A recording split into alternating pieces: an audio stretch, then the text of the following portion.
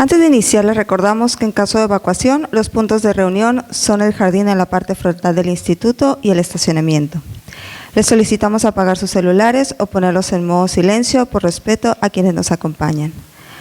Alumnos y alumnas que requieran de sello para créditos, favor de dejar sus carnets en cabina y les serán entregados al finalizar el evento.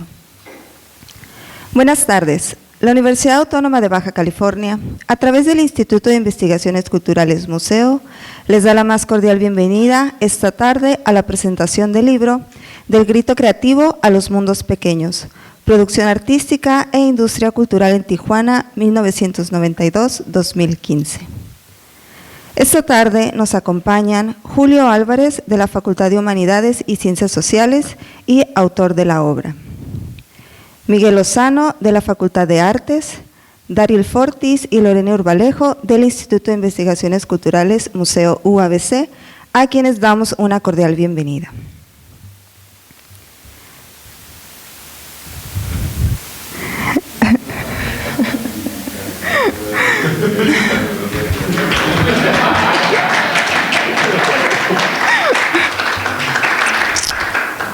Muy bien. Antes de iniciar, me voy a permitir leer algunos datos de quienes nos acompañan. Julio Álvarez Ponce es maestro en Educación y Gestión de Centros Educativos por la Universidad Interamericana para el Desarrollo, UNID. Licenciado en Historia por la Universidad Autónoma de Baja California. Es codirector para Norestación, Agencia de Letras AC, y director de la Coordinadora de Editoriales Independientes. Es investigador y curador del archivo Border Pop 1980-2015 y docente de la Facultad de Humanidades y Ciencias Sociales de la Universidad Autónoma de Baja California. Trabajó para el Centro Cultural Tijuana como coordinador de eventos especiales, donde correalizó el Festival de la Literatura del Noroeste del 2004 al 2006.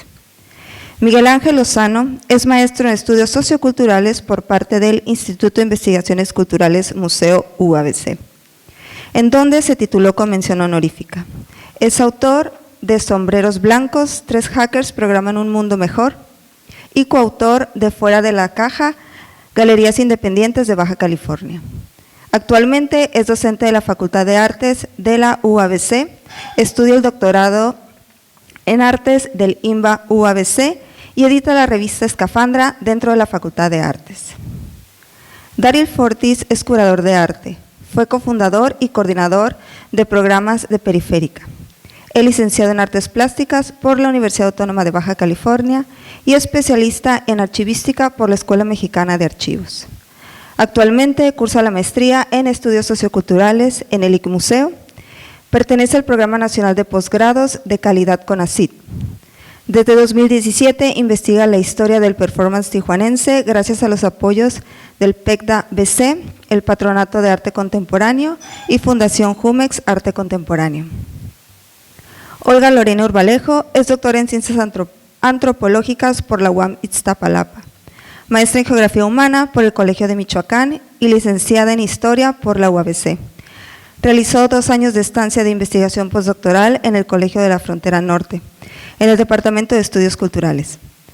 Actualmente se desempeña como investigadora en el Instituto de Investigaciones Culturales Museo UABC, donde también coordina la maestría en Estudios Socioculturales. Sus publicaciones más recientes son Jóvenes Indígenas, Danzantes Transnacionales en la Ichan Tecolotl y La Marca Espacial de la Migración en el Este de Tijuana, apuntes sobre el crecimiento urbano y exclusión en una ciudad desordenada, en investigaciones geográficas. Nuevamente, bienvenidos. Y bueno, a continuación y para dar inicio a nuestro programa, le cedo la palabra a la doctora Lorena Urbalejo. Buenas tardes. Gracias por acompañarnos a este diálogo que abrimos a propósito del libro de Julio Álvarez, Del grito creativo a los mundos pequeños. Un poco la dinámica que hemos presentado son abrir y comentar algunas cuestiones generales del libro, de cómo surge, y también abordar la cuestión del arte en la frontera, específicamente con los especialistas en el área, Daryl y Miguel. de tal forma que solo haré algunos apuntes generales. Por ejemplo, comentar que cuando Julio iniciaba el proceso del libro, me parece que partía de una cuestión que era tener un archivo. Pero este archivo, entre la diversidad que ahora comprendemos que se pueden agrupar una serie de documentos también diversos, fotografías, flyers en estos casos, arte, música, etcétera. La idea o la discusión, más bien el objetivo, era cómo plantear que un archivo que había surgido de alguna forma como personal, siendo parte además de esto que podríamos llamar un movimiento artístico dentro de Tijuana, en un contexto específico, pudiera tomar un rumbo que fuera también desde su perspectiva o por lo menos desde su interés en ese momento histórico. Entonces, ¿cómo poner a discutir este grupo de artistas, hombres y mujeres en diversas áreas, además del arte, con un contexto más amplio? Y este contexto más amplio que no viniera solamente de la política cultural de Baja California, que ya de por sí había estado marcada, por lo menos en lo institucional, pues por cuestiones de orden nacionalista. El propio Centro Cultural Tijuana nace como una idea del arte en Tijuana, pero también de esta mexicanidad en la frontera. Y una de las inquietudes de Julio era abordarlos desde el Tratado de Libre Comercio. Desde el Tratado de Libre Comercio como un hito en la historia de México, pero que específicamente había trastocado la vida cultural en la frontera y había además como aperturado ahí una ruptura entre la política de una institución que durante muchos años había albergado una serie de artistas y que posteriormente se había abierto ahí mismo también un distanciamiento por quien había sido nombrado director.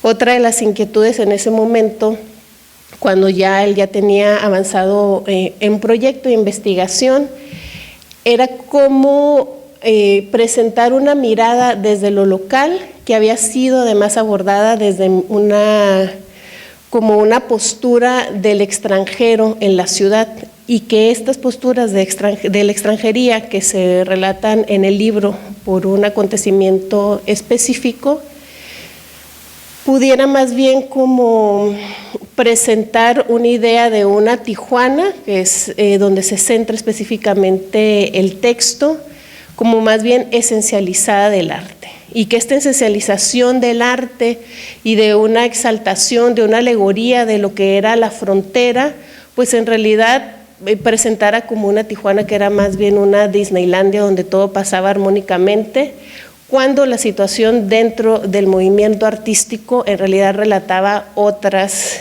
características de la ciudad.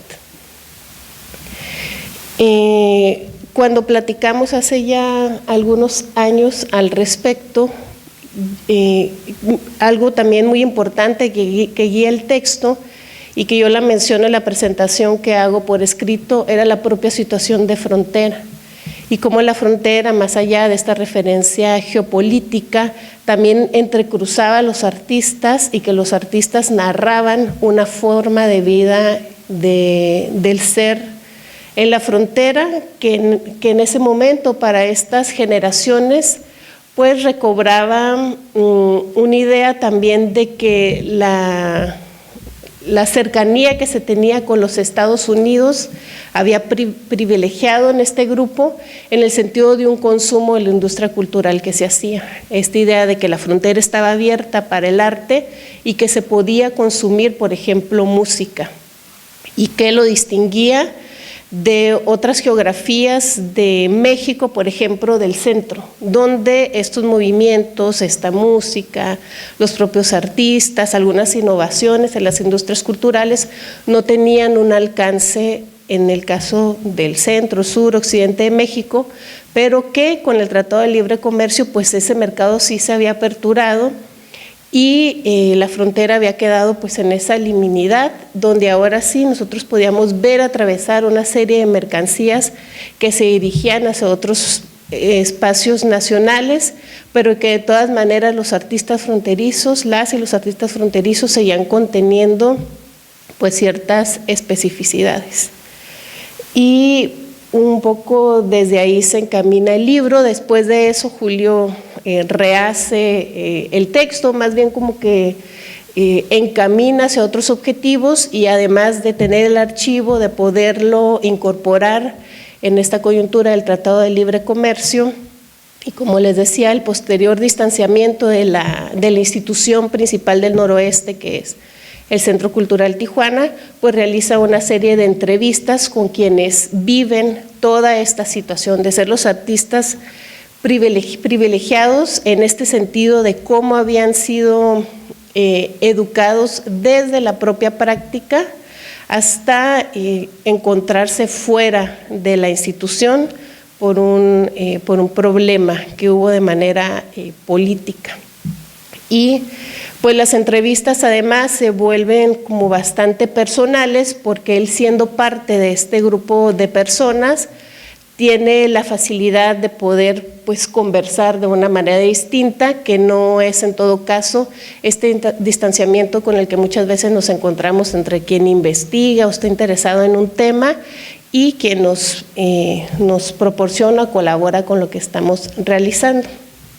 Y este libro, que se editó en el 2020, en el 2021, pues además se publica en este contexto de la pandemia y en estas como propias instituciones y espacios que han surgido de parte de quienes son narrados en el texto, pues no tiene en ese momento una presencia física. De hecho, yo que he participado en varias de las presentaciones, no solamente porque Julio es mi amigo y me invita, sino porque les digo que yo hago la introducción del libro y la presentación, pues es esta por lo menos la primera vez que a mí me toca estar en presencial. No sé si en Tijuana, que es donde ha tenido algunas otras de sus presentaciones, ya había ocurrido que hubiera público para hacer las presentaciones. Y bueno, esto es lo que voy a decir para dar inicio y para escuchar a Julio, posteriormente a Miguel y la última intervención, que sería de Daryl.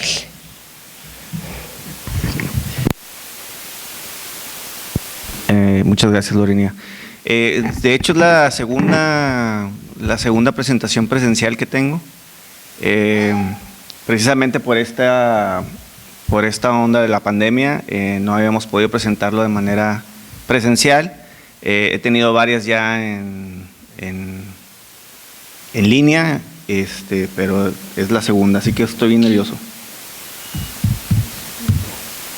Ahí está. Pues yo quiero iniciar este diálogo dándoles un contexto, digamos, histórico de por qué se escribió el libro y de lo que me tocó vivir como miembro de colectivos y también como participante de esta época, ¿no? Estamos hablando de entre el 92 y el 2015, pero que también, digamos, esta presentación es muy importante para mí porque pues, yo soy de Mexicali y yo me fui a estudiar historia a Tijuana y ya no regresé a Mexicali. Regreso, digamos, a visitar a mis padres, pero esta era una deuda que tenía con Mexicali y bueno, aquí presento este contexto que tiene que ver más bien cómo es que en el presente veo mi pasado, ¿no? O sea, ya tengo 46 años, digamos que ya he tenido un periodo de reflexión donde me cayó el 20 de que ya habían pasado 20 años de los acontecimientos que narro, es decir, ya era historia. Entonces me quedé pensando, decir, wow, ya soy historia. Entonces yo creo que que a muchos de mis amigos, de los que hicieron el colectivo, de los que ahorita están en instituciones nacionales, internacionales, que se hicieron dentro de los colectivos en Tijuana, también creo que les cayó igual el 20 a nosotros, ¿no? Así como a todos. Cuando este libro fue acompañado de una exposición que fue en el Museo de Historia de Tijuana. Estuvo dos meses y medio en exhibición, y cada que iban, digamos, a verla se decían, no manches, ya pasaron 20 años de esto. Entonces fue también un rollo catártico, pues, el que teníamos que hacer para explicar por qué el Telecán afectó tanto nuestra vida fronteriza. Y quiero ahí citar a Alan Ruquier, que dice que México ante el Telecán pareció repentinamente devoto hacia lo que antes repudiaba. Recordemos que esto tiene que ver con que pues, termina un periodo revolucionario donde la revolución, lo social y la, digamos, la cultura del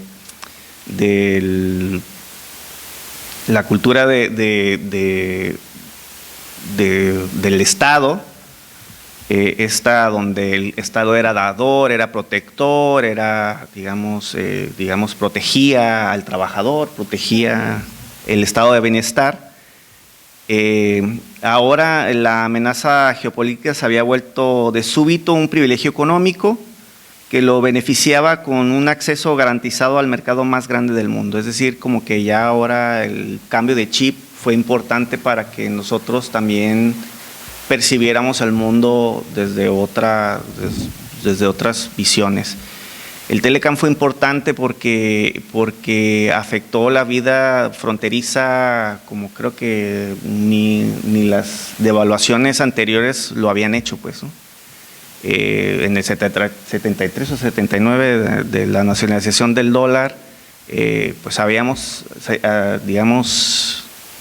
nos habíamos afectado, pero el Telecán, digamos, que vino a transformar muchas de las cotidianidades que sucedían en la frontera. Y en este contexto del Telecán hay dos eventos en Tijuana que son, creo que, digamos, cruciales para entender hacia dónde iba el arte y la cultura en la ciudad, y esto es Insight, el Insight 92, que fue uno de los primeros, digamos, magnos eventos internacionales donde artistas extranjeros, principalmente extranjeros o mexicanos, pero no nacidos en la frontera o no, digamos, no pertenecientes a ninguna ciudad fronteriza, participaban en este festival que tenía por objeto que tomaran la ciudad y hicieran arte instalación efímero donde, pues, digamos, representaban un hecho a lo largo de la frontera. En el 97 se pone una escultura de madera, que ahí la están viendo del R, de uno de los artistas más importantes ahora internacionales mexicanos, y esto da, digamos, inicio a un boom artístico en la ciudad y, digamos, representado por el R, que el R, digamos, había crecido en Tijuana, se había desarrollado en Tijuana y había migrado a Estados Unidos a estudiar y hacer vida como cualquier fronterizo. Pues entonces era como una onda de mirar hacia la frontera desde otros ojos. Entonces, a esto también viene aunado el Festival Internacional de la Raza, que se hizo por mucho tiempo, creo que todavía se hace, no estoy seguro. Sí, ¿verdad? Todavía creo que se hace. El Festival Internacional de la Raza, este festival, lo que hace en los años 90 es como perpetuar la idea de de que en la raza somos todos, que no hay división, que todos somos mexicanos, y luego nos ponen unas banderotas en toda la frontera para que no se nos olvide que somos mexicanos, y esta onda nacionalista que empieza con la culturalización de lo mexicano, porque tenían miedo, así como que, no sé, en el centro tenían una idea de que nosotros íbamos a perder el español y que ya nomás íbamos a hablar inglés y no sé. Pero se viene toda esta onda de la televisión por cable y de los primeros inicios del internet y de toda esta, digamos, cultura mexicana que nos llega de golpe y que tenemos que nosotros que asimilar a lo largo de estos primeros años de los 90, ¿no? Dice Berumen, que voy a leer su cita porque me parece que de aquí podríamos partir para el diálogo. La representación de Tijuana es una imagen socialmente construida, ya que existe básicamente a través de los diferentes discursos sociales, literarios, más mediáticos, testimoniales, cinematográficos, artísticos y aún urbanísticos, que la han construido y promovido a lo largo de poco menos de un siglo. A través de todos estos discursos e imágenes se configuró con el paso de los años una forma particular de percibir y de representar simbólicamente a Tijuana. Su historia es inseparable de su mitología, tanto así que hoy resulta difícil referirse a ella sin tener que evocar la imagen de una ciudad envilecida. Y aquí, digamos, corroborando con lo que dice el maestro Berumen, pues recordamos la canción de Manu Chao, de Welcome to Tijuana, Tequila, Sexo, Marihuana, que ejemplifica muy bien de lo que está hablando aquí Berumen y de esta idea que tienen los artistas de representar a Tijuana. Me decía en una entrevista que realicé para el libro, Omar Pimienta, hermano de R, decía que un día fue al Secut a ver a Carlos Monsiváis y que Carlos Monsiváis se refería a Tijuana como ciudad de paso. No, la ciudad de paso y la ciudad de paso, ¿no? Y así como que a él, particularmente un morro de 16 años, que había nacido en Tijuana, que cruzaba a la escuela, a San Diego, le cagó, le chocó que le dijeran ciudad de paso, porque él no la consideraba ciudad de paso. O sea, recordaba la historia de sus padres, cómo habían llegado ahí y cómo habían, digamos, formado una herrería, cómo habían hecho su vida y habían dejado ahí sus esfuerzos en formar una familia en Tijuana, y él decidió que ya no quería que se refirieran a Tijuana como ciudad de paso. Y esto creo que fue coincidencia en casi todos los artistas que entrevisté. El rollo de decir, pues siempre somos los malos de la frontera, ¿no? Los villanos, los que tenemos las drogas, las prostitutas, el narcotráfico. Bueno, pues vamos a apropiarlo, y entonces, a expropiarlo más bien, y entonces empiezan a tener una iconografía, digamos, que representa todo esto de lo malo de Tijuana, ¿no? La música, el narcocorrido, la lucha libre, la maquiladora, la prostitución, la noche en Tijuana en general, representada en esta, digamos, en este ideario de iconografía. Y yo creo que uno de los primeros proyectos, digamos, identitarios que muestra todo esto es el soundtrack que se llama Susónico. Susónico lo hace Octavio Hernández junto con otros artistas de Tijuana, entre ellos los que después de este ejercicio hicieron Nortec. Es una pieza que se hace para Insight 97, precisamente donde participa R, que en el 97 fue el primer, digamos, fue el primer Insight donde incluyeron artistas, digamos, que trabajaban y vivían en Tijuana, porque antes, digamos, que no los habían invitado, no lo habían comentado, ¿no? Entonces, este soundtrack de Tijuana mezcla los ruidos de las maquiladoras, de la calle, de la entrada de la línea, que ahora ya por cierto es histórico porque eso ya no existe. La entrada que era de ruedas y que hacía un sonido muy, muy característico, entra a este soundtrack y lo hacen algunos de los músicos que luego, digamos, formarían el Nortec. Entonces, junto con Nimbostatic y Nortec empiezan a, digamos, evolucionar el consumo cultural en la ciudad. Es decir, Nimbostatic se encarga de, digamos, de grabar a las bandas que antes lo hacían por ellos mismos. Estamos hablando de principios de los 90s. Estamos hablando de bandas que grababan así, ponían un cassette y grababan lo que estaban tocando en ese momento y eso lo distribuían en todas partes. Nimbostatic viene a ser esta primera de las empresas culturales que se enfoca en hacer un producto de calidad en el sentido, digamos, del que estamos hablando, pues, ¿no? Del producto cultural en sí. Y hace un compilado de todas estas bandas que estaban, digamos, rolando por ahí en los fanzines y en las tocadas, sin mucho afán de grabar un disco y ser famosos, sino simplemente de hacer música y divertirse. Y los catalogó a todos en un disco que se llama Motivos del Sitio 29.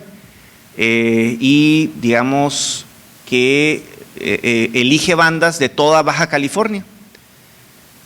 Y luego viene eso como en el 99. Y ya en el 2001, el primer disco de Nortec, que ya, digamos, que sintetiza mucho de lo que se estaba haciendo antes en la música electrónica en Tijuana, y Nortec viene a ser como esta, digamos, esta bandera que pues enmarca todo lo que sucedió y todo lo que narra en el libro. Es decir, el Nortec y Nimbostatic es el soundtrack de este libro. Entonces yo escuchaba esto para, digamos, empezar a escribir porque me hacía recordar. ¿Por qué el nombre del libro? Del grito creativo. Se retoma del encuentro multicultural Tijuana, la Tercera Nación, que organizó el Secut en colaboración con la Fundación Telefónica Movistar y Televisa en el 2004. O sea, ya se imaginarán. Donde cerca de 37 artistas fueron seleccionados para exhibir a lo largo del muro fronterizo y el canal del río de Tijuana, y aquí es donde empieza, digamos, el conflicto, porque la curatoría, digamos, no fue pareja, sino, digamos, fue ahí cuestionable para muchos de los artistas que estaban ahí, porque cuando les pidieron colaborar no les dijeron qué iba a pasar con esa obra. O sea, no les dijeron mucho, pues nada más les dijeron, oye, tú quieres, el Secut está buscando artistas y de un curador que viene de Ciudad de México y pues 5 fotos de el portafolio de tu obra. Y de ahí eligieron a 37.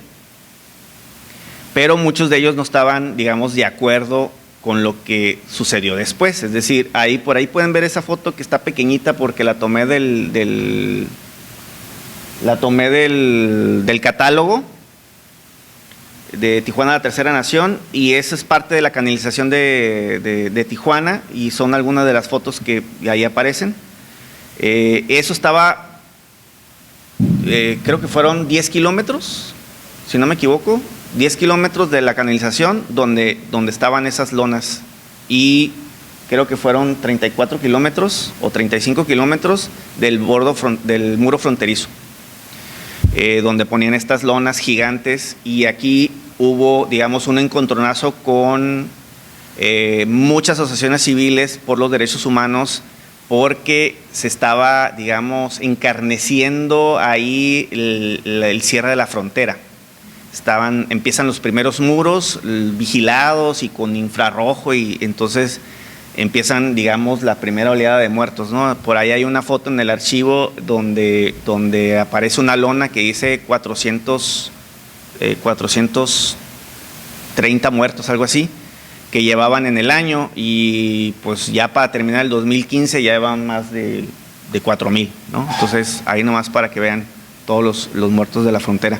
Entonces, había como mucho disgusto, pero también había, digamos, expectativa por lo que estaba sucediendo en la ciudad. O sea, llega este señor vendiendo espejitos y pues obviamente se los compramos, pues.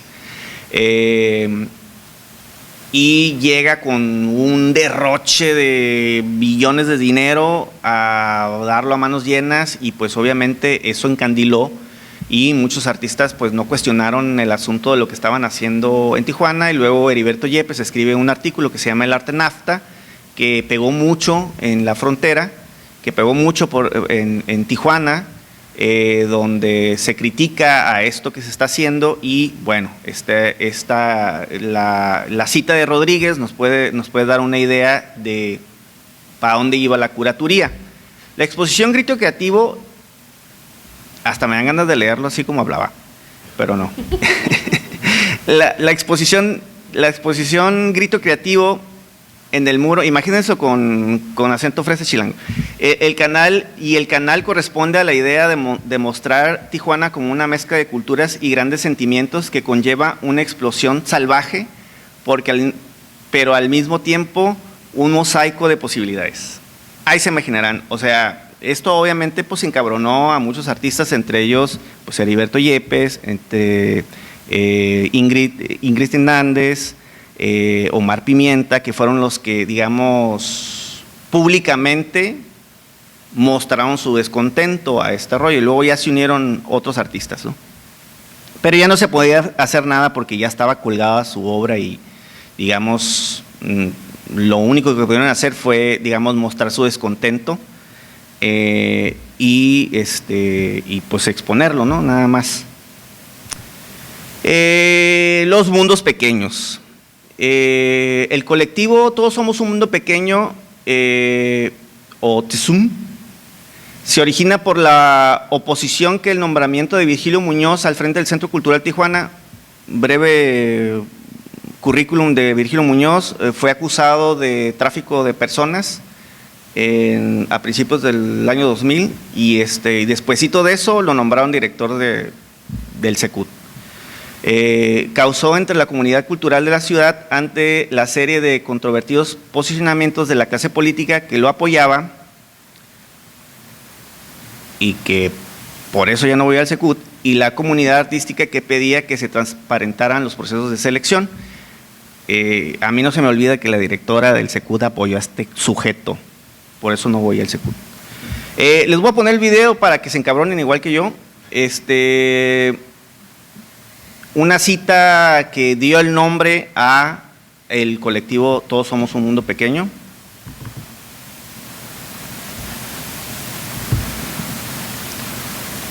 Ese de gran mundo no piden ellos, sino lo pequeño, ¿no? Lo de aquí. Yo no trabajo en munditos pequeños.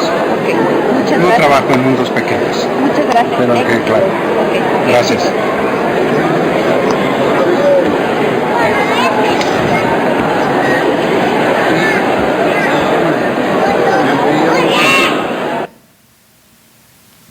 Bueno, esta es una entrevista que hizo Silvia Chía con imágenes de Omar Martínez, que en ese tiempo trabajaban en el periódico Frontera, que ya no existe.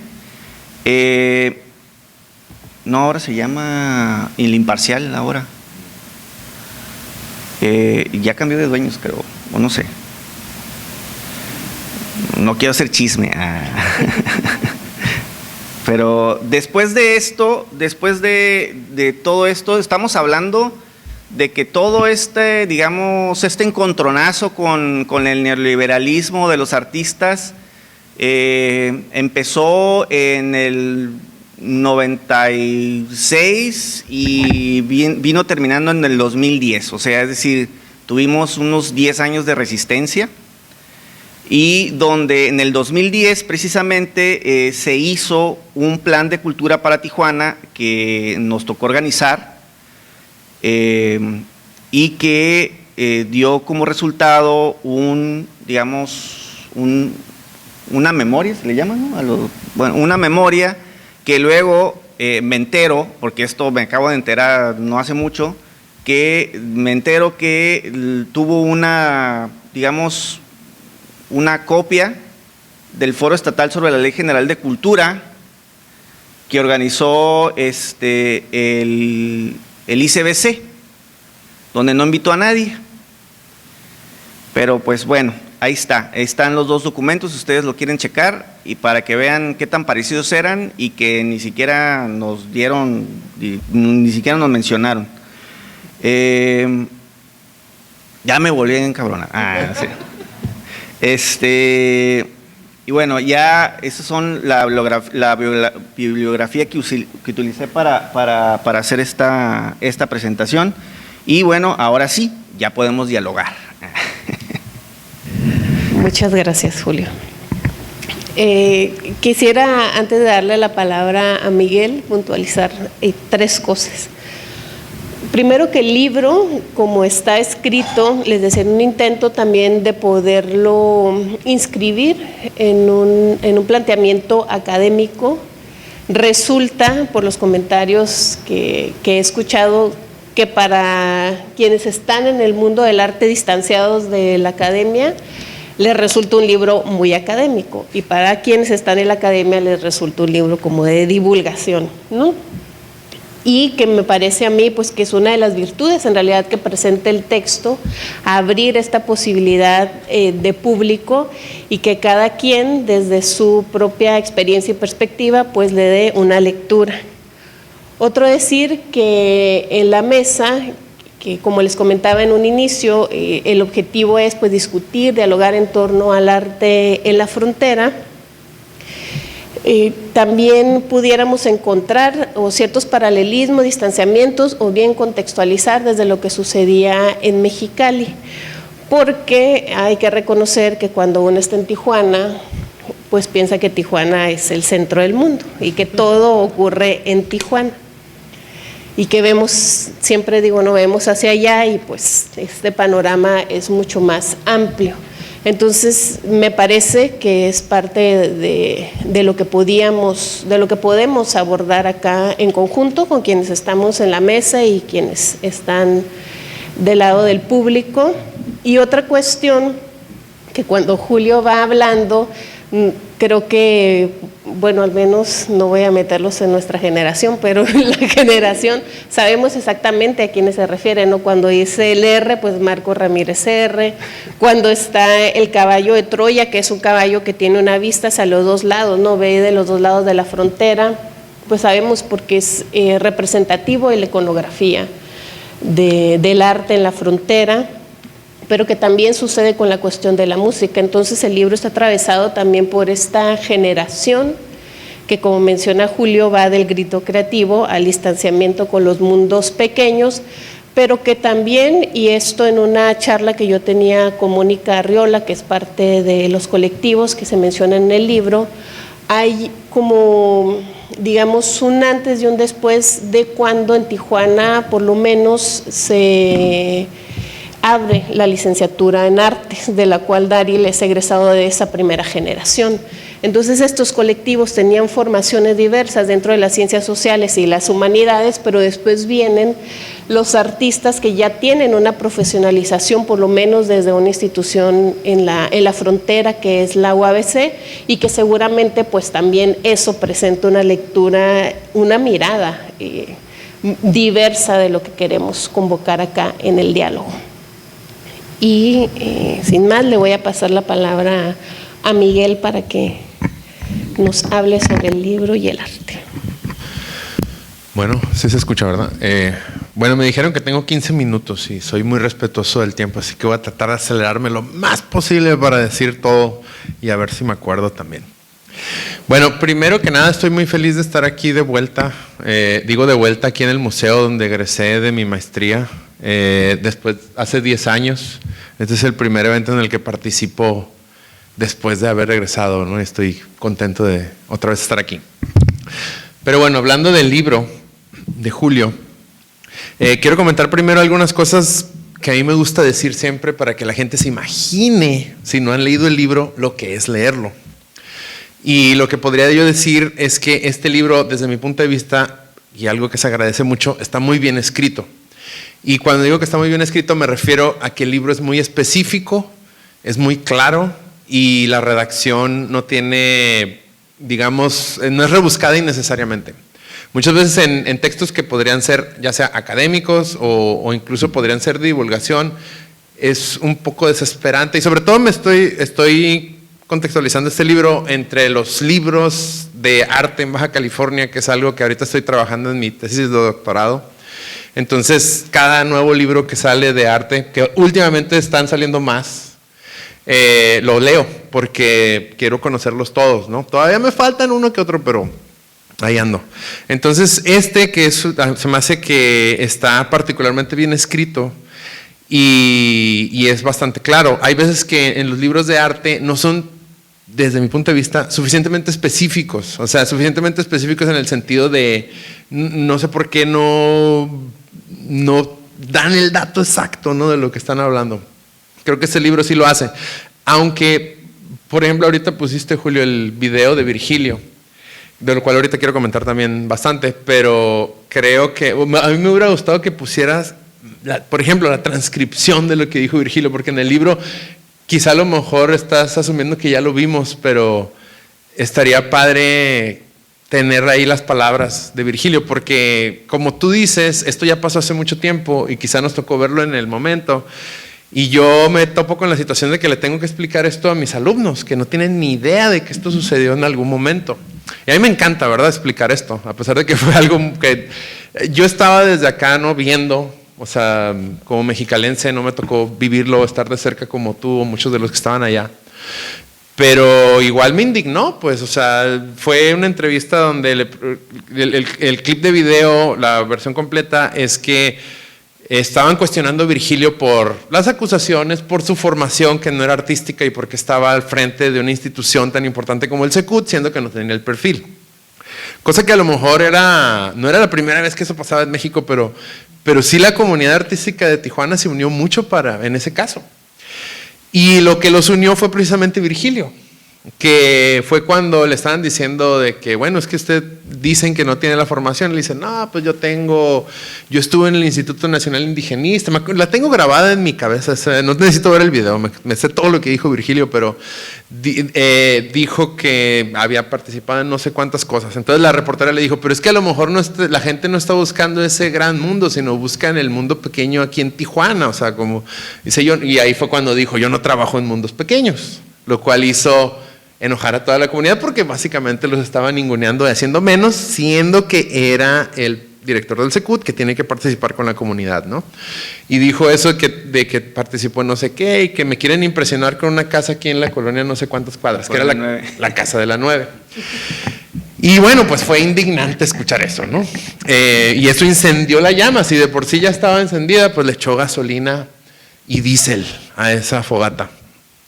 Entonces se creó un movimiento que a mí lo más valioso de eso fue cómo se organizó la comunidad, cómo se unieron y cómo crearon cosas alternativamente. Y yo he escuchado de mucha gente que no se paran en el Secut desde entonces. Y yo sí pienso que eso se creó una fractura que sigue hasta el día de hoy, a pesar de que nuevas generaciones a lo mejor no sabían que eso pasó, pero algo cambió después de eso, ¿no?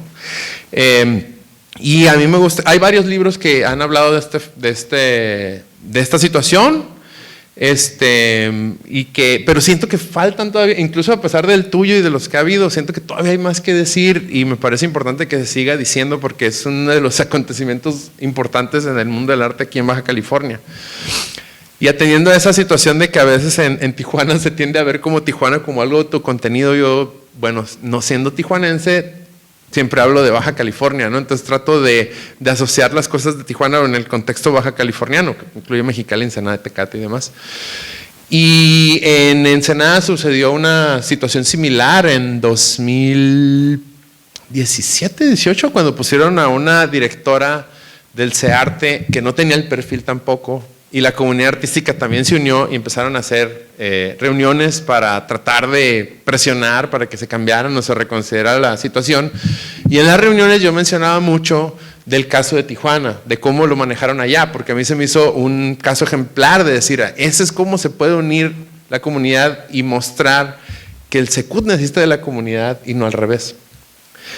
Pero creo que poca gente estaba familiarizada con ese caso en Ensenada y no les resonó y se fueron por otro camino que creo que culminó en algo bastante perjudicial, que fue que la persona siguió ahí en el puesto, pero la gente pensó que se había hecho algo, cuando en realidad no se hizo nada. Eso es algo que también tendré yo que escribir en su momento, ¿no?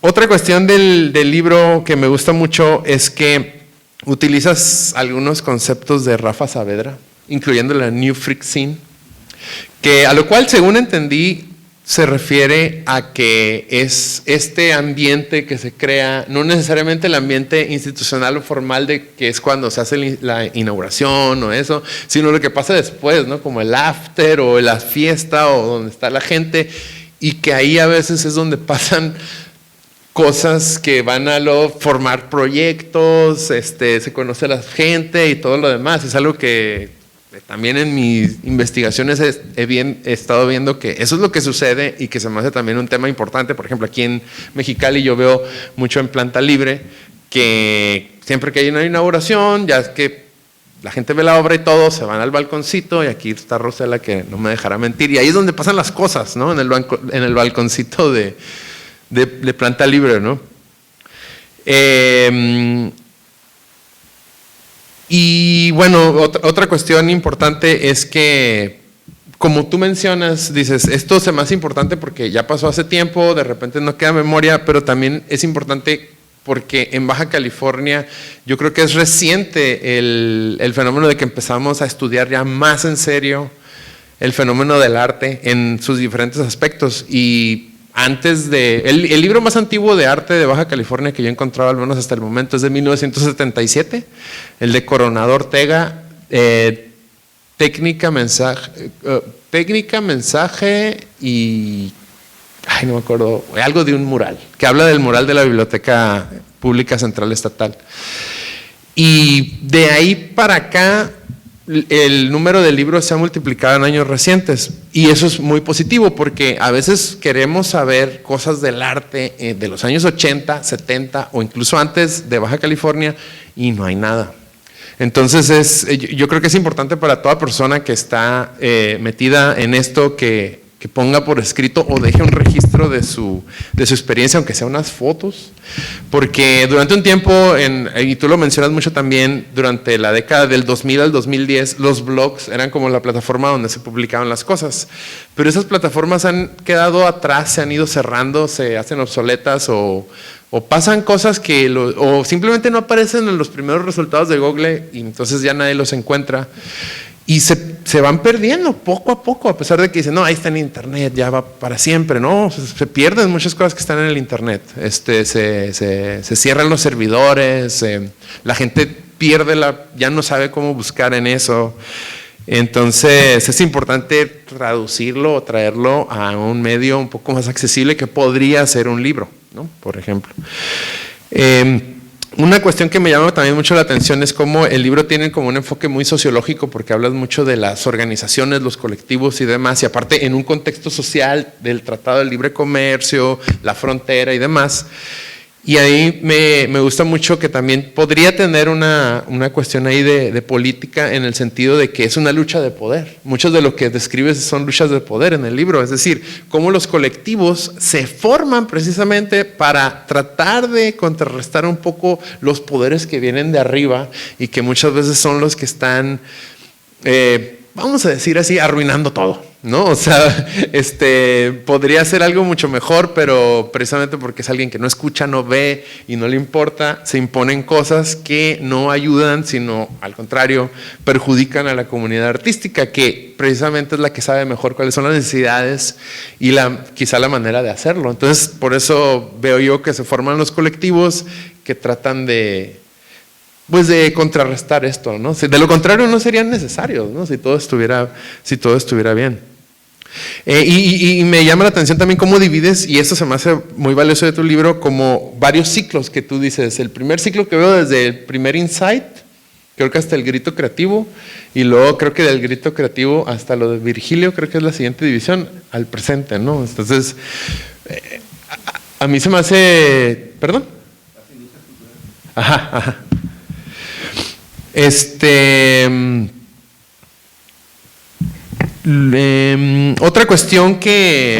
Una cuestión que quizá a mí me brincó un poco es que el libro se acaba muy abrupto. Terminas hablando de la exposición Border Pop, que se me hace interesantísima, a mí no me tocó verla, y que me llama la atención precisamente, a mí lo que siempre he tenido, desde que veo las publicaciones en el Instagram y todo, es que hay muchas cuestiones digitales, ¿no? O sea, hay CDs ahí, hay disquetes, y hay cuestiones así que a mí me gustaría que se recuperaran y se pudieran quizá subir en un repositorio, porque una de las cuestiones, como he dicho, que están un poco olvidadas. Sí, quizá el museo nos pueda patrocinar.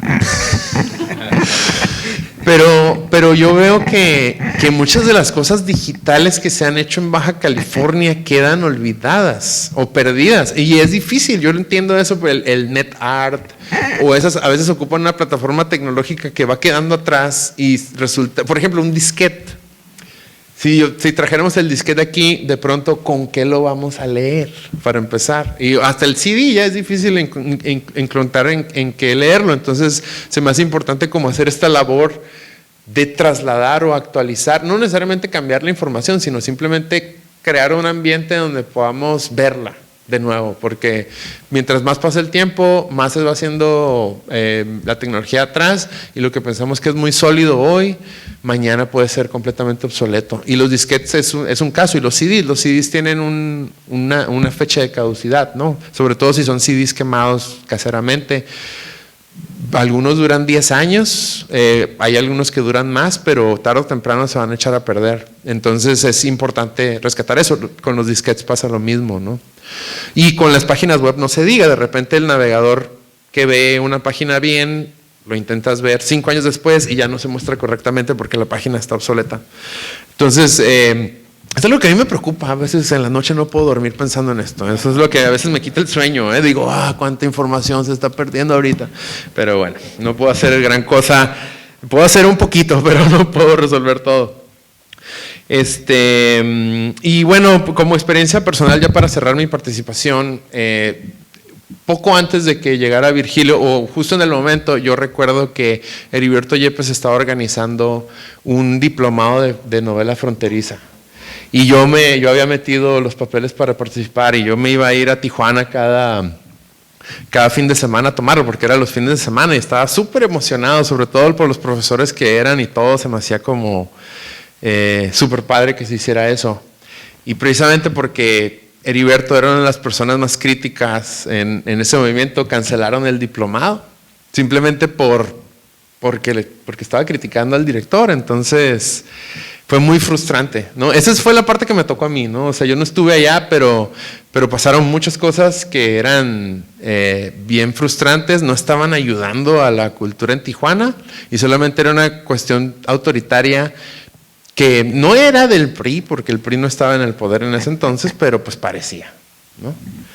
Y bueno, pues el libro trata de muchos temas muy importantes que creo que cualquier persona interesada en el arte, o incluso en Baja California,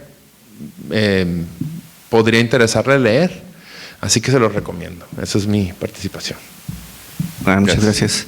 Nada más para digamos, recuperar algunas cosas que dice Miguel, y que también dice Lorenia. Yo llegué a Tijuana también con la cultura del colectivo. Yo acá tenía un colectivo también en la preparatoria, y hacíamos revistitas y tal, ¿no? Entonces, ya teníamos como la experiencia. O sea, sí pasaban cosas acá en Mexicali también, digamos, para que no. Lo que pasa es que el estudio es de ahí porque, digamos, el archivo de donde sale el libro, pues es de Tijuana, pues. Entonces, la experiencia y la madurez que tuve con toda la gestión cultural con toda esta gestión cultural, pues es de Tijuana, ¿no? Y otra de las cuestiones con la institución es que habíamos tenido un Secut muy, digamos, muy abierto a las propuestas de la comunidad, es decir, Teresa Vicencio pues había salido de los colectivos también, o sea, ella era fancinera, ¿sabes? Daba talleres infantiles, salió pues de la cultura fronteriza y pues escuchaba muy bien a su comunidad. Cuando ella se va es cuando empieza, digamos, a que quieren regresar a lo mismo que antes, o sea, haz de cuenta, nos dieron a probar y luego ya nos quitaron eso, pues ya, o sea, nos dieron a probar poquito del mole rico y luego ya nos querían mover otra vez del mole Doña María y pues obviamente no lo íbamos a aceptar, pues. Entonces creo que fue uno de los problemas, fue creo que la ruptura que yo noto, pues, de que nos habían puesto a una directora que sí escuchaba a la comunidad, que había hecho comunidad, que había, digamos, integrado a otras instituciones como la UABC, como el ICBC, como el IMAC, en un entramado ahí donde sucedían, digamos, donde el espacio y el arte se estaba expandiendo de una manera orgánica. Y llega este señor, pues, donde pues ya lo escucharon, pues, o sea, autoritario como el que estaba acostumbrado a que nadie lo cuestionara, al que nadie le dijera nada, al que, ¿sabes? Aquí mis chicharrones truenan y pues obviamente eso causó una rencilla que duró hasta el 2010, o sea, terminaron por agotarnos y en realidad que también la vida, pues, digamos que cambió en Tijuana, ya los colectivos ya no podían funcionar como habían funcionado porque necesitábamos comer y necesitábamos pagar seguro porque ya no teníamos seguro y ya no teníamos pensión y ya no teníamos muchas cosas que teníamos que resolver. Entonces, pues ya el colectivo como estaba, digamos, conformado, ya no se podía dar así, pues entonces teníamos que monetizar y teníamos que comercializar nuestro conocimiento y pues el arte, pues entonces es ahí donde yo, digamos, noto que de colectivo a industria cultural es un paso, digamos, entre orgánico y pues no hay remedio, ¿no? en esa situación. Gracias. Vamos a darle la palabra a Daryl para que hable del libro. Solamente comentar que, como decía Miguel, el libro cierra, y en realidad el proceso de la investigación cierra con la exposición de Border Pop. Eso lleva de alguna manera a la exposición del propio archivo de donde parte la investigación, la idea, la discusión, ¿no? Una exposición de esto que se había conjuntado, guardado y que además tenía la representación de Tijuana que conllevó pues parte de la curaduría que realiza Julio. Me parece también importante decirlo como parte de los usos del archivo, ya no sé si como archivo formal o qué tipo de archivo, porque una cuestión es que creo que Daryl tiene experiencia en estos dos sentidos, analiza un archivo y quién hace una investigación para conjuntar un archivo en el mundo del arte, ¿no? Que es como parte de estas diversidades, pero finalmente qué hacemos con esto y dónde lo colocamos para poder abordarlo. Adelante, Daryl.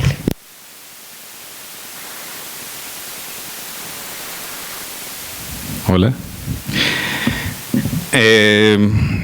Yo, bueno, primero quería puntualizar algunos datos que se mencionaron en la mesa, que, por ejemplo, Insight desde el 92 invitó a artistas de la región, ¿no? En el 92 estuvo Carmela Castrejón y en el 94 también estuvo R con Century 21. No, o sea, el 97 pues ya había como una historia detrás de artistas que si bien no era la mayoría, sí existían. Y por otro lado también puntualizar que había como el recrudecimiento de la frontera, ¿no? Como que es previo a lo de la Tercera Nación, ¿no? O sea, como que hay incluso obra que trataba sobre el asesinato de los migrantes, ¿no? Desde finales de los 80, principios de los 90. Nada más como eso. Y yo voy a hacer un poco como, creo, como un poco el abogado del diablo en esta mesa, porque este libro, ¿no? La primera vez que leí el libro fue casi prácticamente cuando salió la publicación, precisamente porque me interesa, ¿no? El pasado de las artes, específicamente en Tijuana, pero en general en el estado y en el país. Y la primera vez que leí, como que me dejó un sabor extraño, porque yo le exigía que fuera historia del arte, ¿no? Era como, ¿por qué? ¿Qué está pasando? ¿Por qué me está presentando eso? Y que también, he de decir, era antes de entrar a la maestría. Entonces había como una relación muy desde la curaduría, muy desde la historia del arte, con la cual yo me enfrenté al texto, ¿no? En la relectura para esta presentación pude ver otras cosas que también, ¿no? Me ha afectado estos semestre y cacho de lo sociocultural, evidentemente, y como que pude ver mucho la enunciación del autor como una parte fundamental en la narración que estaba presentando Julio, ¿no? Y creo que eso en la primera vez me había como repelido, y ahora me daba como otras pistas sobre lo que estaba presentando, ¿no? En ese sentido, y que también, ¿no? O sea, no únicamente porque participó en los procesos, ¿no? Que eso queda evidente de que él fue parte de estos procesos que narra, sino también porque de alguna forma son memorias que le siguen afectando, ¿no? Que de hecho lo acaba de compartir también esta parte donde, y creo que esa relación me parece muy importante y que está presente en todo el proceso del libro, ¿no? Por un lado, la experiencia que conformó haber participado de eso, pero también el tiempo que ha pasado y cómo lo recuerda, ¿no? Y porque sigue siendo como un proceso afectivo, no solamente individual, sino con el colectivo de sus amigos, que son los que entrevistan, ¿no? Que también menciona que se sienten como afectados a partir de estos recuerdos, ¿no? Por otro lado, y como que partiendo de esa primera reflexión, dije, bueno, yo voy a hablar también de mi memoria en relación a estos sucesos que narra el libro. Yo en el 2009, que fue cuando designan a Virgilio, que ya comentaron el caso, yo estaba estudiando medicina y estaba escribiendo poesía. Y precisamente en ese año también estaba tomando un taller con Heriberto Yepes de novela. Y Heriberto Yepes, que era parte del movimiento, nos mandó a todos los integrantes del taller la carta que se le mandó a la presidenta del CONACULTA, del Consejo Nacional para la Cultura y las Artes, en ese entonces, Consuelo Sáizar, y que pues se firmó por más o menos 300 personas, entre ellas yo, ¿no? Que decía escritor y estudiante de medicina. Muy chistoso eso. Pero ya, o sea, como que se acabó el taller, firmé la carta y yo no fui al colectivo, ¿no? Yo ya no supe qué pasó. Yo no me involucré con el proceso del colectivo de Todos Somos un Mundo Pequeño, ¿no? Pero sí firmé la carta, incluso ahí está, en el blog donde está todo el material de registro, aparece ahí mi nombre todavía. Por otro lado, ya en el 2011 fue cuando ingresé a la licenciatura en artes, no fui de la primera generación, fue en el 2011 y egresé en el 2015. Y en el 2012 fui asistente de la gerencia de exposiciones en el Secut, cuando Virgilio seguía siendo director, porque él quedó hasta el 2013, fue su periodo 2009-2013, y yo trabajé ahí cuando él era director, ¿no?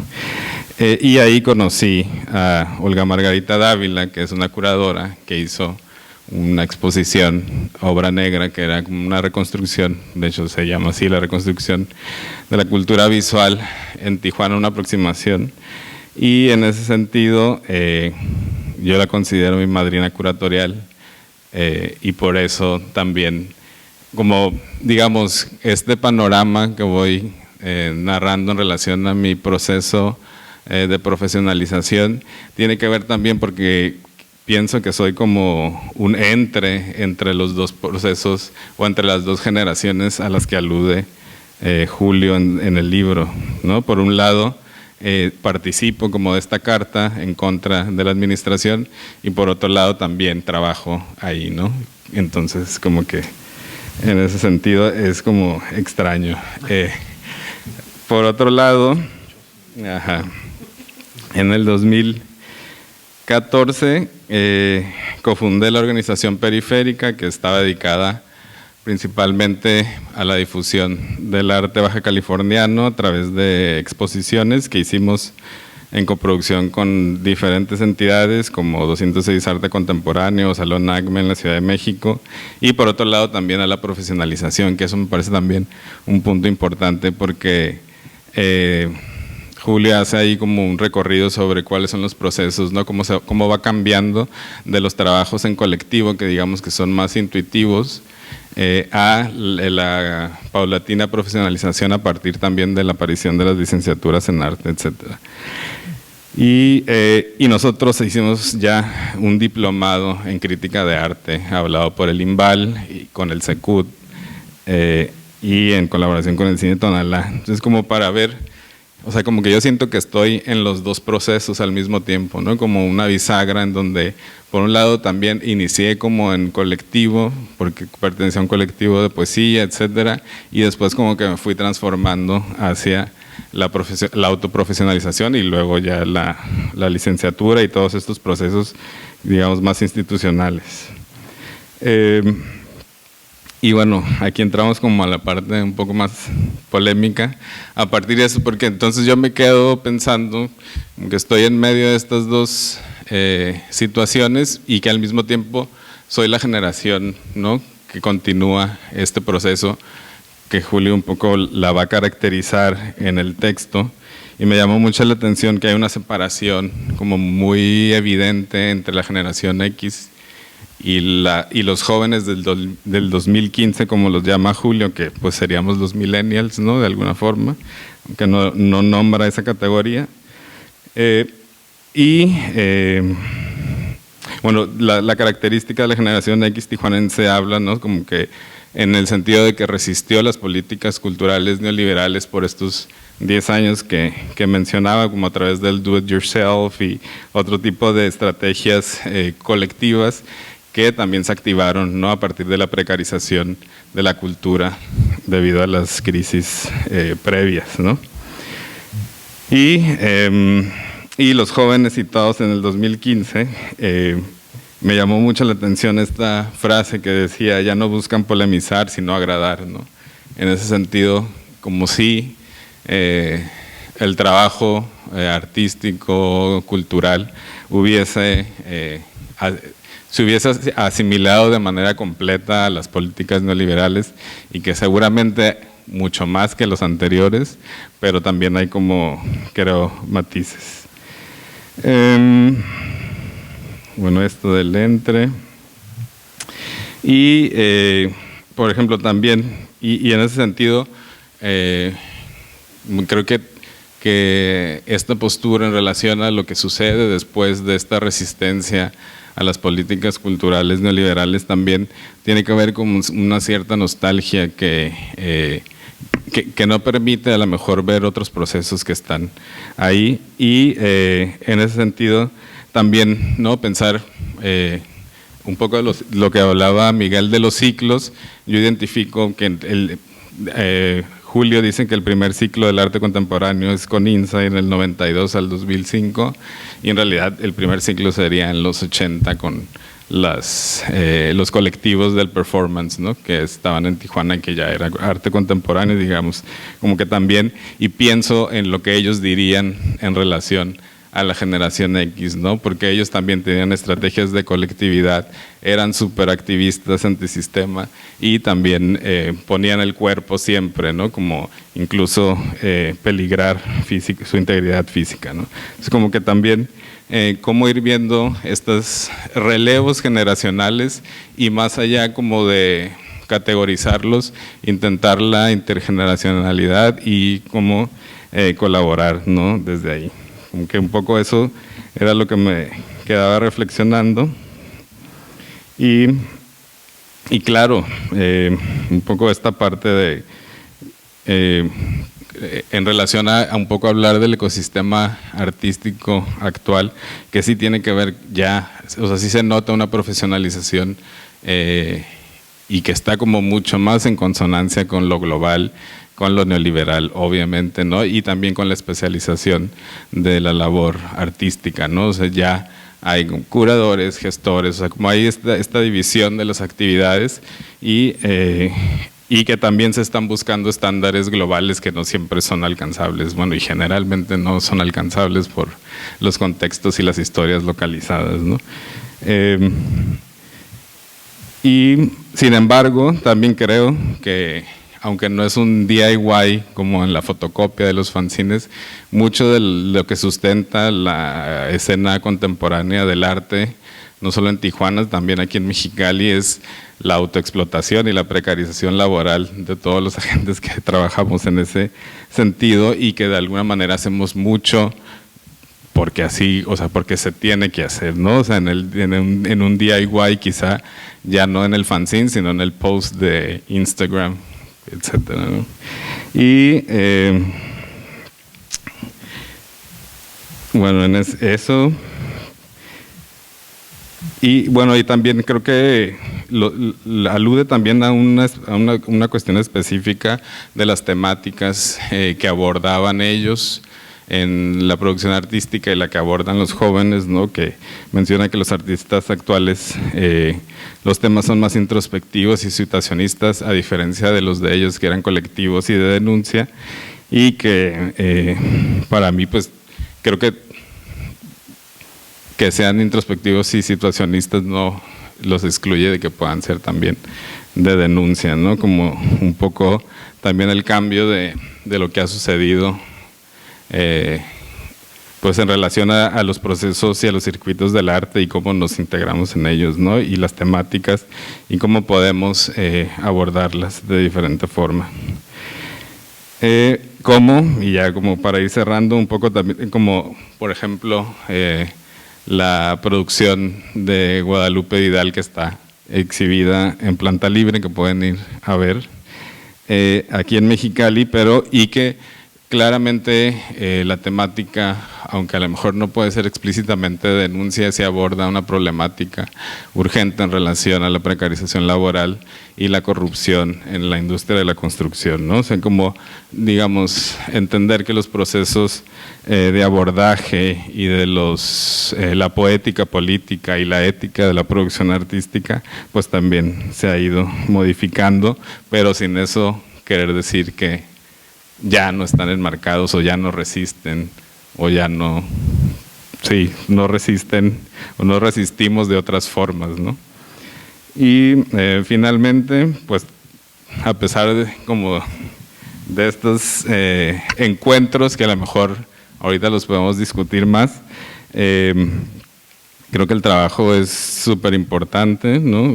Precisamente por lo que comentaba Miguel también en relación a la escasez de bibliografía, a la escasez de archivos sistematizados, al deterioro de mucho del patrimonio artístico resguardado por el Estado, por ejemplo. Y o sea, es una urgencia impostergable que tenemos que tomar manos a la obra, un poco pues haciendo cosas desde lo individual, como él, o como yo, o como Miguel, o como muchos otros, o invitar ahora a generar algo más colectivo, quizá, si ya nos estamos encontrando en esta mesa, ¿no? Y aprovechar los perfiles los modelos organizativos y los temas de cada generación para poder conectar y enriquecer pues el proceso. Eso sería de mi parte, de mi participación.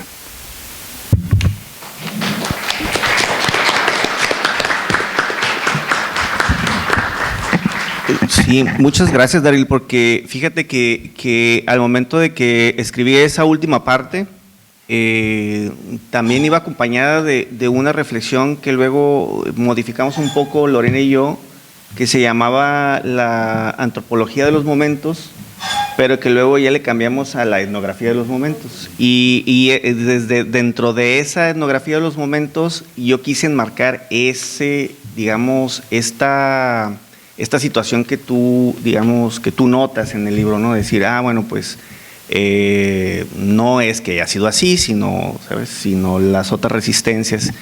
Y claro que sí existen, y esto lo hice con toda la intencionalidad, pues, ¿no? De provocar que escribieran su propia historia, porque en realidad no hay. A partir del 2010, de que se populariza Facebook, se elimina el archivo físico. Se elimina, o sea, de las exposiciones, de los conciertos, de las fotografías, de cualquier manifestación de arte a la que se invita, va a desaparecer o está desapareciendo. Entonces, la historia es de quien la posee, es decir, de quien la pueda narrar. Y esto a mí me parece muy importante, las nuevas generaciones, precisamente a mí me interesaba mucho que tú estuvieras en la mesa precisamente por eso, porque eres esta generación que le tocó vivir la otra parte, es decir, al momento de que el Secut se cerró para mi generación y para todos los que estábamos involucrados en Todos Somos un Mundo Pequeño, viene una crisis en el Secut, una crisis porque fue una fuga de cerebros para ellos. Entonces viene una crisis y se tienen que reinventar, tienen que invitar a nuevas personas, tienen que recurrir a otros currículums, que tienen que, digamos, invertir de otra manera, digamos, el capital cultural. Y entonces es cuando entra mucha gente nueva al Secut, o sea, mucha gente que no se relacionaba porque era muy joven y que ahora tiene la oportunidad de elaborar en el Secut y hacer cosas bien chidas en el Secut. Entonces, esto también pone digamos, una vertiente en cómo se gestiona el público para el arte, ¿no? Entonces, yo tomé una tesis de una alumna de sociología, Susana Brijandes, donde habla precisamente de eso, de los públicos para el arte.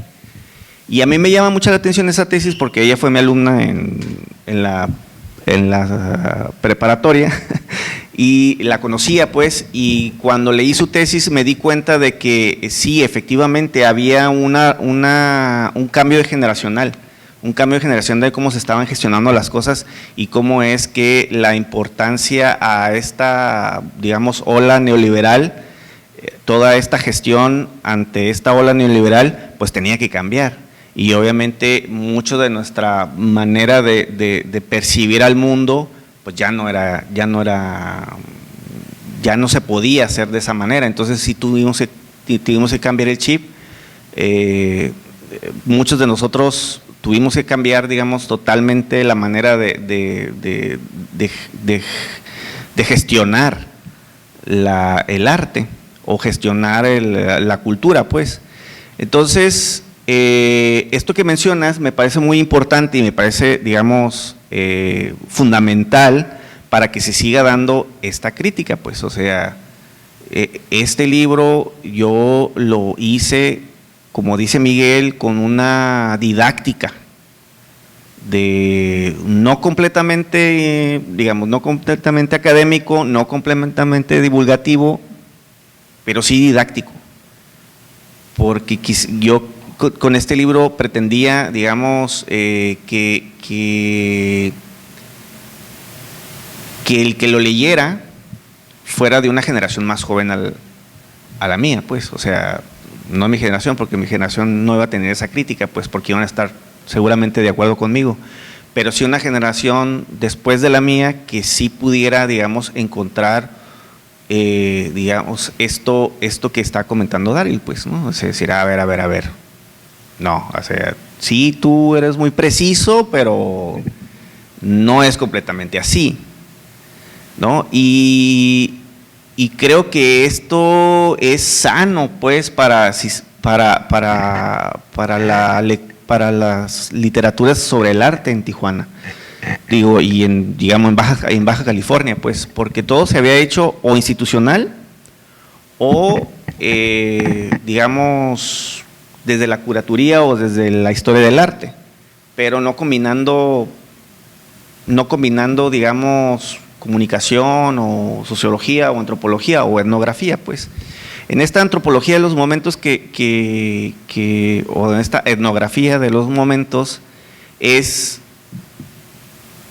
poner en discusión en el presente un suceso del pasado y poderlo, digamos, entender desde ese mismo pasado, con bibliografía del pasado, con lo que se estaba escribiendo en el pasado, con esta, digamos, antropología y sociología de los jóvenes de ese momento histórico, desde un presente. Y creo que a lo mejor es muy pronto para decir si se logra o no, pero aquí ya me está dando una pista que sí se está logrando, pues, o sea, que sí hay una discusión importante, pues, o sea, yo mismo en el libro de Berumen, pues también hago exactamente lo que está haciendo Daryl, pues, ¿no? Una crítica a ese libro. Entonces, digamos que esto es importante para esta etnografía, pues, de los momentos históricos y de los momentos artísticos en Baja California, porque nos da a entender entender todas las resistencias que ha habido al momento de enmarcar un momento histórico como el Tratado de Libre Comercio y todo lo que sucedió después y todo lo que va a suceder después de esto, pues, ¿no? Después del 2015. Gracias, Julio. Va a haber venta de libros para quien tengan interés y en este momento abrimos un espacio para sus participaciones.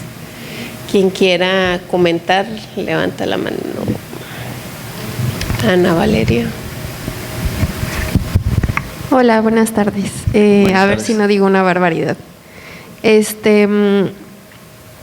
Mi pregunta es, bueno, tengo muchas ideas, pero mi pregunta es, si bien ya han dicho o se han posicionado como en esta parte de que los espacios digitales o las redes sociodigitales están haciendo o ustedes vislumbran una pérdida de estas materialidades del arte, ¿no?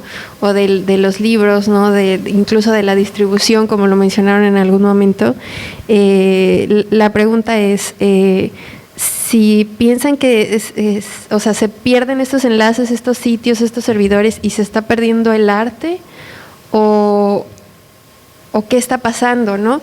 Y en ese sentido lo conecto con lo siguiente, a la luz de las industrias culturales y ahora creativas digitales, ¿no? Con esta digitalización de todo lo que está sucediendo, ¿qué es lo que ustedes vislumbran para el arte, ¿no? Entiendo que el arte siempre o según lo poco que conozco sobre la historia del arte, siempre hay algunas líneas o vetas que han servido como una suerte de resistencia, ¿no? En el arte se han expresado cosas que en otros contextos no se han podido expresar. Y por todas estas tensiones que ustedes nos han venido narrando y que entiendo que están en este libro,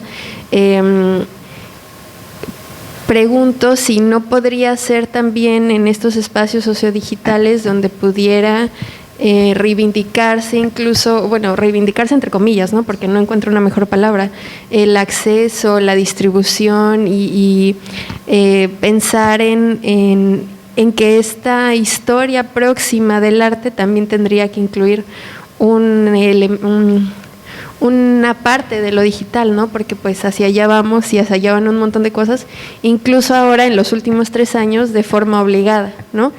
Entonces, ¿qué piensan ustedes, que son expertos en el tema, al respecto de esto? Pues imprime. Vemos si hay otra, Yo tengo... vemos si hay otra pregunta antes de pasar a las respuestas. Pues sí, si quieren. Para O sea, que se juntan las Yo, preguntas. Ajá. yo soy disperso, yo sí me por gustaría eso. contestar. Yo sí quiero responder a eso mucho. Pero ahorita. Bueno, como quieran, entonces. Yo pienso que el archivo físico, de esto ya no lo va a dar más a Daryl, pero el archivo físico creo que nos puede dar más amplitud al momento de entender un periodo. Lo digital, pues está ahí, o sea, está digital. Y la idea, nomás hay que cambiar el chip, de que la idea de que si es digital ahí va a estar para siempre, ahí es donde tenemos que cambiar el chip, pues. Entonces, nada más es, digamos que si te interesa algo, lo guardes de alguna manera física, pues, ¿no? Entonces, por ejemplo, un amigo está haciendo una labor de juntar películas que no están en streaming, o sea, ya sea en VHS o en DVD, y está haciéndolos, digamos, en otro formato porque no están en streaming. De la obsolescencia programada, ¿no? O sea, porque Sí. ahorita ya no podemos acceder como tan fácil, ¿no? Por ejemplo, mi padre tiene 5 millones de CDs, ¿no? Bueno, estoy exagerando, ¿no? Pero ahí están en la casa llenos de polvo y él ya ni los escucha, y el único aparato en donde se reproducen ya ni funciona, y luego ya no hay las piezas y todo este rollo, ¿no? Y luego, ¿qué pasa si se tratara como de la movilidad? O sea, no estoy tratando de pelear, ¿no? Estoy fascinada con lo que platican, me encantó, y si puedo en algún momento comprar el libro. Pero, o sea, ¿qué pasa si, o pienso, si no tener las cosas físicas también de cierta manera limita? Si bien el acceso al Internet y a los dispositivos tecnológicos digitales es una cuestión también de privilegios, ¿no? Uh-huh. Del tiempo que podamos disponer para usarlos y navegar, etcétera, el tener, o sea, tenemos un chorro de cosas en las bibliotecas, en las hemerotecas y demás, y no vamos, ¿no? Es que aquí la onda es de que los servidores le pertenecen a alguien, y ese alguien es dueño de eso que tú subes. Ahí está lo peligroso, y ahí está donde tendríamos que, digamos, reevaluar qué estamos haciendo, pues. Y entonces ahí también es donde entra como un poco mi pregunta, ¿no? O sea, ¿cuál es como el panorama que ustedes vislumbran, o qué tendríamos que hacer? O sea, si de pronto me tengo que poner a hackear el sistema de bibliotecas y softwares y demás. O sea, porque son cosas que se hacen, ¿no? Está el hacktivismo, y está esta chica que nos permite descargar. Yo nunca lo he hecho, ¿no? Pero descargar los artículos. Yo pago porque mi beca me alcanza para pagar todos los artículos que necesito, ¿no? Pero entra también todo este rollo de los privilegios y las cuestiones estructurales, ¿no? Pero entonces mi pregunta es como, ¿hacia dónde vislumbramos el arte urbano, la historia de las artes, como en estas tensiones y resistencias a la luz de las industrias culturales y ahora creativas y digitales, ¿no? Yo también quería comentar sobre eso. Es que yo hice mucho ese comentario de que se están perdiendo información, y yo no estoy en contra de lo digital. Creo que o sea, para nada. Creo que más bien estoy en contra de lo que dice Julio, de que de que hay poderes que son los que son dueños y perdemos el control de las cosas. O sea, de repente a mí me frustra tanto, ya creo que pasaba un poquito menos que antes, pero que hacían, tenemos el archivo en Facebook. Y yo, ¿cómo que un archivo en Facebook? O sea, que tengo que estar media hora así para llegar a algo de hace 10 años, ¿no? Y así yo. Ajá, o sea, digo, no puedo buscar por fecha, no puedo buscar por palabra, o sea, no, es lo más inconveniente del mundo. Y ahí me ven, los 30, 40 minutos que sean necesarios con tal de llegar a esa información. Y luego, otra es que, vamos a decir, otras plataformas donde ahorita se está subiendo más, que es Instagram, por ejemplo, pero eso aplica a casi cualquier otra red social, es que en un momento pueden considerar que eso es inapropiado y, o sea, fue así, ¿no? Entonces, ¿qué tipo de archivo? O sea, es como si nosotros de repente quisiéramos, para hacer la analogía, hacer un archivo en físico y poner un botón de autodestrucción que lo tiene alguien en Nueva York, ¿no? O sea, ¿por qué haríamos eso? Pero se hace todos los días. O sea, no lo entiendo. Y he planteado a veces estas cosas cuando yo veo que pasan y me parece que estoy hablando un lenguaje extraterrestre, ¿no? O sea, de plano.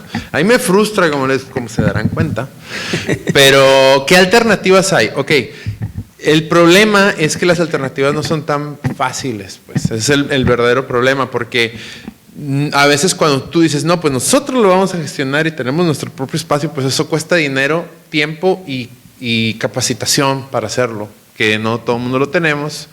Entonces, pues tenemos esto que me cuesta tiempo, dinero y capacitación, y esto que es gratis, ¿no? Pues se va más por la opción gratis y que la mayor parte de la gente usa, pero hay una cantidad increíble de tecnologías sorprendentes, benévolas, que nos permiten ser dueños de la información y a la vez mantenerla hacia el futuro, pero pues requiere eso. Entonces es el problema de que las grandes corporaciones nos acostumbraron, o fue como la trampa, el hecho de que, es fácil, miren, pícale aquí, ya está publicado y todo el mundo lo puede ver. Pero esa era la carnada, pues, para caer ahí. Y ya después de un tiempo, o sea, ahorita la gente se está quejando ya más de que Facebook hace esto, Instagram hace esto y YouTube hace esto, pero es lo que ya se advertía que iba a pasar, pues. Entonces, lo que yo creo que tendría que pasar es como gente que más se preocupa por esto. Hay un historiador de la computación que se llama Jason Scott, que yo pienso un poquito como yo, en el sentido de que quiere recopilar disquetes y todo, vamos a grabarlos, se están perdiendo, ¿no? O sea, de lo que sea, tráigame todos los disquetes y todo, aquí los vamos a acomodar, discos duros viejos y todo, porque tiene una fecha de caducidad y se pierde también el conocimiento. Yo me acuerdo cuando sacaron el hecho de que no me quiero extender demasiado, pero el video de la llegada del hombre a la luna se reveló que en realidad no era el video, sino era una cámara que estaba, lo que todos habíamos visto era una cámara que estaba grabando un monitor. Entonces la calidad está muy degradada y la NASA se había grabado el video, pero lo perdió. Y empezaron a buscarlo, y ya que lo buscaron, ahora ¿cómo leemos esto? O sea, fue un hecho histórico, ¿no? La llegada del hombre a la luna y no teníamos una máquina para leer las cintas. Entonces es bien increíble, pero pasa, ¿no? Entonces creo que la alternativa es estar conscientes al menos de que esas tecnologías no necesariamente son nuestras amigas, ¿no? Para todo. Bueno, eso es lo que podría responder.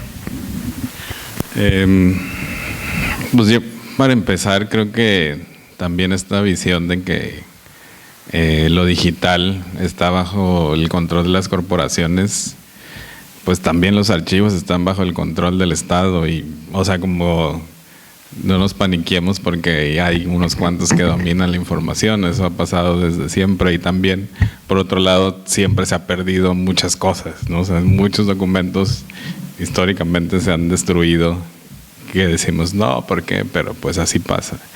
Entonces, creo que tampoco como azotarnos en ese sentido. Pero por el otro también, como lo que mencionabas también, o sea, como la gestión de los archivos físicos es muy costoso y requiere mucho tiempo y requiere personal, etcétera. Y por otro lado también se piensa que un archivo digital, o sea, que un USB con 100 fotos es un archivo digital, y pues no es cierto tampoco, ¿no? O sea, también los archivos digitales tienen que tener todo este proceso de la archivística, ¿no? Y que también necesitas una capacitación, y también hay toda una rama que analiza los formatos y cuáles son los que se tienen que utilizar, ¿no? O sea, que ni siquiera el PDF, hay un PDF específico de archivo, o sea, como que hay toda una información y una escuela y personas que se dedican de tiempo completo a eso, que después nosotros abrimos un blog o una página y decimos tenemos un archivo del arte en Baja California, y pues no es cierto. Por ahora, ¿eh? Y por otro lado, en relación a al campo del arte, por ejemplo, hay algunas iniciativas que igual van a ser centralizadas, pues, ¿no? Como RISM, que es una organización en Nueva York que empezó a habilitar un archivo de todo el net art, de la historia del net art mundial, ¿no? Y lo que hace pues es construir como in vitro, digamos, emular las plataformas que necesitan para que puedan funcionar las piezas y las puedas consultar desde tu computadora, pero que funcionan como en su ambiente, se llama en su ambiente específico, que está, digamos, como encapsulado, y lo puedes seguir.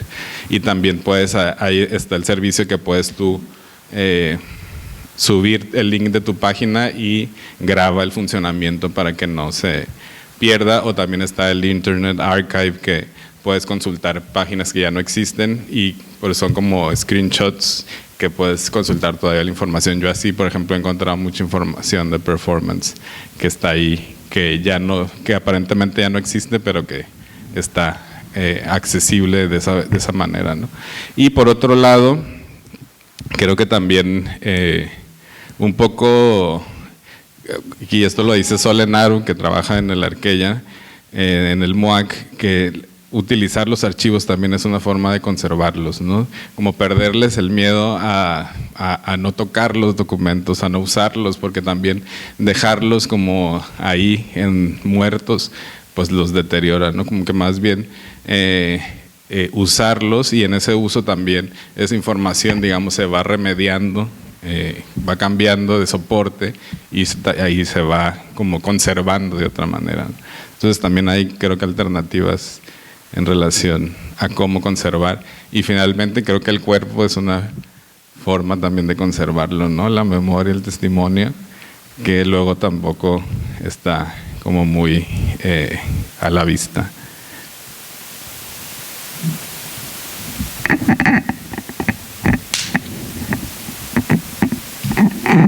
¿Alguien más?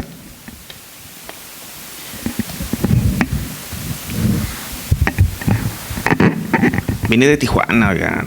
Hagan preguntas. Ayer me enfermé bien gacho y yo pensé que ya no iba a venir y que ya me iba a morir. Bueno, para también, digamos, enlazar el rollo del archivo, tiene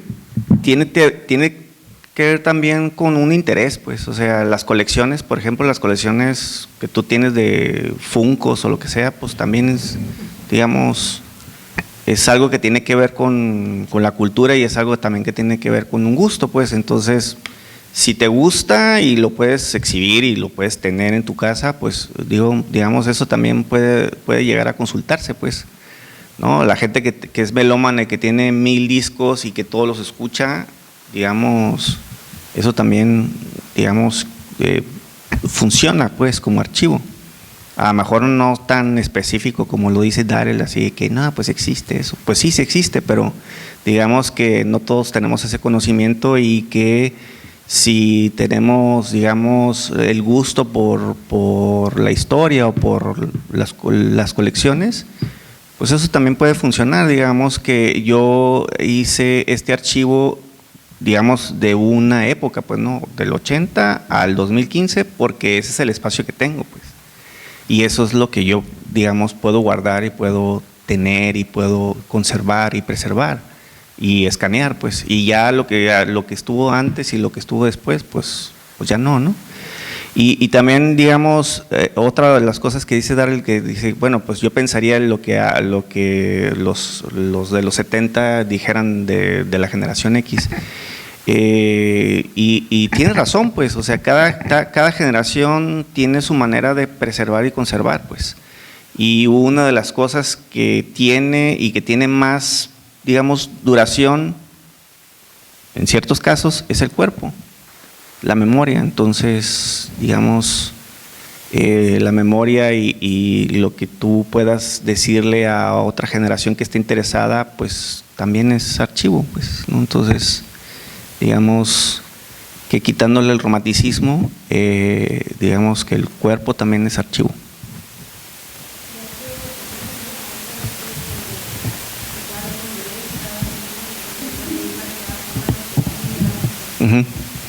Sí, pues porque quizá a él no le tocó todo lo que el Estado hacía por nosotros, pues, ¿no? Entonces, a lo mejor ya le tocó un Estado precarizado, sin oportunidades, pero a mí sí me tocó, pues, clasecitas de danza o de cosas así, de que estaba chiquito, pues, ¿no? De pintura y de cosas así, gratis. Y luego ya no, pues, ¿no? Ahora las tienes que pagar. Entonces eran gratis, tú ibas ahí en el parque, te daban ahí tus clases y tal. Entonces, quizá eso, pues sí, cada generación va a tener, digamos, su manera de gestionar, ¿no? Y su manera de, digamos, de preservar también. Entonces ya no, bueno, pues ya entonces. Muy bien. Entonces, agradecemos a nuestra y nuestros invitados, así como a ustedes su apoyo y participación. Con esto concluimos la sesión de hoy, pero antes de retirarnos, les extendemos la invitación a la mesa de diálogo sobre la niñez trans a propósito del Día de la Niñez, el día de mañana, viernes 29 de abril a las 10:30 de la mañana, a través de la página de Facebook del Laboratorio de Géneros. Muchas gracias y muy buenas tardes.